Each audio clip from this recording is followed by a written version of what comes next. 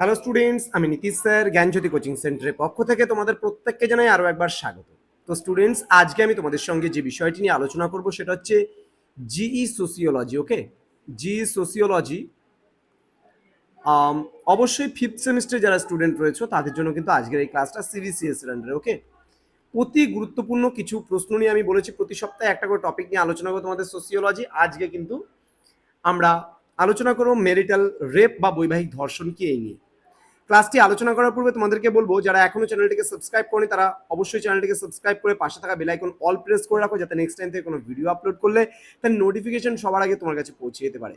এছাড়া তোমরা যারা ভাবছো যে অনলাইনে আমাদের সঙ্গে যুক্ত হবে বা আমাদের কাছে কোর্স করবে, তারা অবশ্যই যোগাযোগ করো আমাদের অফিসিয়াল নাম্বার 7076398606 নাম্বার অথবা 6295916282 নাম্বারে। তোমাদের টোটাল কোর্স ফি রয়েছে তোমাদেরই সাধ্যের মধ্যে শুধুমাত্র 499 রুপিস। তো দেরি কিসের, আজই যোগাযোগ করো আমাদের জ্ঞানজ্যোতি কোচিং সেন্টারে। দেখো, ম্যারিটাল রেপ বা বৈবাহিক ধর্ষণ, ধর্ষণ শব্দটা বলতেই আমরা একটা গাটা শিউরে ওঠে, তাই না? যে আমরা বিভিন্ন সময় এই ধর্ষণ ঘটনাটা শুনছি বা বিভিন্ন জায়গায় দেখছি, যে সমস্ত বিষয়গুলো ঘটছে নিউজ পেপারে আমরা শুনছি, বা আমরা বিভিন্ন জায়গায়, অর্থাৎ আরজি করের ঘটনা, বিভিন্ন জায়গার যে অবস্থা, তাতে কিন্তু ধর্ষণ শব্দটার সঙ্গে আমরা প্রত্যেকেই পরিচিত। কিন্তু বৈবাহিক ধর্ষণ বিষয়টা কি আমাদের সোসিওলজিতে কিন্তু এইবার পড়তে হচ্ছে। তার কারণ এইবার পরীক্ষার জন্য তোমাদের খুবই গুরুত্বপূর্ণ কিন্তু এই বিষয়টি 3 মার্কসের জন্য। দেখো, বৈবাহিক ধর্ষণ বলতে স্বামী কর্তৃক এমন আচরণকে বোঝায় যেখানে স্বামী তার স্ত্রীর সম্মতি ব্যতীত এবং অনিচ্ছা সত্ত্বেও জোরপূর্বক শারীরিক সংসর্গে লিপ্ত হয়। বিষয়টা ভালো করে বুঝিয়ে দিচ্ছি। দেখো, সাপোজ মনে করো বিবাহের পরে স্বামী এবং স্ত্রী তারা একে অপরের সঙ্গে শারীরিক সম্পর্কে লিপ্ত হবে, এটাই স্বাভাবিক ব্যাপার, তাই না? তাতে কোনো দ্বিমত থাকতে পারে না। কিন্তু কোনো কোনো ক্ষেত্রে দেখা যায় যে স্বামী স্ত্রীর ইচ্ছা ছাড়া বা স্ত্রীর ইচ্ছা নেই আজকে শারীরিক সম্পর্কে অবতীর্ণ হওয়ার, কিন্তু সেই সময় যদি তার স্বামী তাকে বলপূর্বক শারীরিক সম্পর্ক স্থাপনের জন্য বাধ্য করে, তাহলে কিন্তু তাকে বলা হয় বৈবাহিক ধর্ষণ বা তাকে বলা হয় ম্যারিটাল রেপ। আশা করি বুঝতে পেরেছ। অনেক পুরুষ কিন্তু এখন প্রশ্ন তুলতে পারেন কিন্তু, যে স্ত্রী কর্তৃকও তো স্বামী এরূপ আচরণের শিকার হতে পারেন। অবশ্যই হতে পারেন।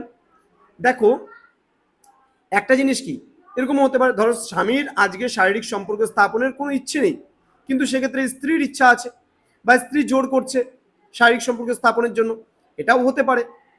তো পুরুষতান্ত্রিক সমাজের অংশ যেখানে স্বামী সর্বদা স্ত্রীর ওপর আধিপত্য করে এসছে, অর্থাৎ আমাদের সমাজে বিয়ের পরে অনেক স্বামীরাই কিন্তু স্ত্রীকে ব্যক্তিগত সম্পত্তি হিসেবে দেখে, ভাবে যে এটা আমাদের প্রাইভেট প্রপার্টি, তাই না?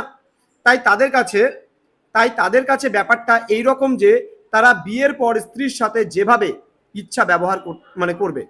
আমাদের দেশের বেশিরভাগ মেয়েই স্বাবলম্বী না, তাদের নিজের উপার্জন থাকে না, তারা ভরণ পোষণের জন্য সম্পূর্ণরূপে কিন্তু স্বামীর ওপর নির্ভর করে রয়েছে। বিয়ের পর স্বামীরা কিন্তু এই সুযোগটাকেই কাজে লাগায়, এবং দেখা যায় অনেক ক্ষেত্রে কিন্তু বিয়ের পরে কিন্তু স্ত্রীর কোনো সম্মতি হয়তো থাকছে না। তো সেই ক্ষেত্রে স্বামী যদি জোরপূর্বক বা বলপূর্বক কিন্তু শারীরিক সম্পর্ক স্থাপনের জন্য তাকে প্রেশার ক্রিয়েট করে, তাহলে আমরা কিন্তু তাকে এই ধরনের যে সম্পর্ক, তাকে আমরা কিন্তু বৈবাহিক ধর্ষণ বা ম্যারিটাল রেপ কিন্তু বলতে পারছি। তো আশা করি আজকের ক্লাসটা সম্পূর্ণরূপে তোমরা বুঝতে পেরেছো। তো স্টুডেন্টস, এইভাবেই আমাদের পাশে থাকো, সঙ্গে থাকো। ইতিমধ্যে আমাদের চ্যানেলের সাবস্ক্রাইবারের সংখ্যা 40,000 ছুঁই। তো অবশ্যই তোমরা ভিডিওগুলোকে শেয়ার করবে, বন্ধুদের সঙ্গে অবশ্যই বলবে তাদেরকে শেয়ার করার কথা। এছাড়া অনলাইনে তুমি এবং তোমার বন্ধুরা পড়তে চাইলে আজই যোগাযোগ করো আমাদের জ্ঞানজ্যোতি কোচিং সেন্টারের অফিসিয়াল নাম্বার স্ক্রিনে দেওয়া আছে। তোমাদের উজ্জ্বল ভবিষ্যৎ গড়ে তুলবো আমরা, এটাই কিন্তু আমাদের মূল প্রতিশ্রুতি। স্টুডেন্টস, দেখা হচ্ছে আর একটা নতুন ভিডিও নিয়ে। তোমরা প্রত্যেকে ভালো থেকো, সুস্থ থেকো। Thank you so much. Thanks for watching after all. Thank you.